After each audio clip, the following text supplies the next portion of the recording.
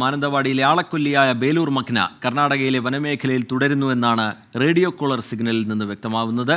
ആനയെ മയക്കുവെടി വെച്ച് പിടികൂടാൻ ഹൈദരാബാദിലെ വന്യജീവി വിദഗ്ധനായ നവാബ് അലി ഖാൻ ദൗത്യസംഘത്തിനൊപ്പം ചേർന്നു.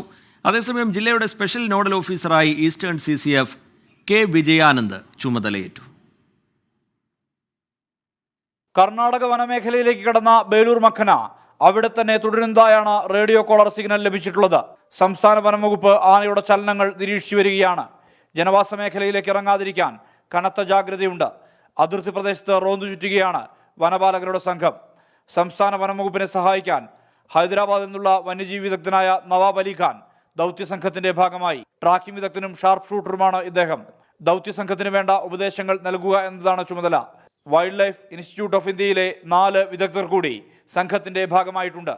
ആനയെ പിടികൂടും വരെ ദൗത്യം തുടരുമെന്ന് വനം മന്ത്രി AK ശശീന്ദ്രൻ. നമുക്ക് ആ ശ്രമത്തിൽ നിന്ന് പിന്നോട്ട് പോകാൻ കഴിയില്ലല്ലോ. കാരണം ജനങ്ങൾക്ക് ആശങ്കയുണ്ടാക്കുന്ന ഒരു സാഹചര്യം ഇപ്പോഴും നിലവിലുണ്ടല്ലോ.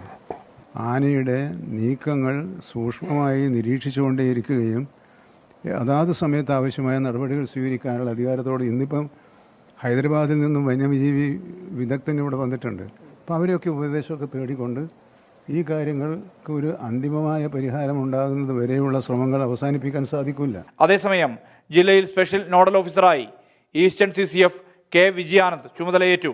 മനുഷ്യ വന്യജീവി സംഘർഷവുമായി ബന്ധപ്പെട്ട പ്രവൃത്തികൾ ഏകോപിപ്പിക്കുക എന്നതാണ് പ്രധാന ചുമതല. സവിശേഷ അധികാരമുള്ള ഓഫീസറായിരിക്കും വയനാട് CCF. 24 വയനാട്.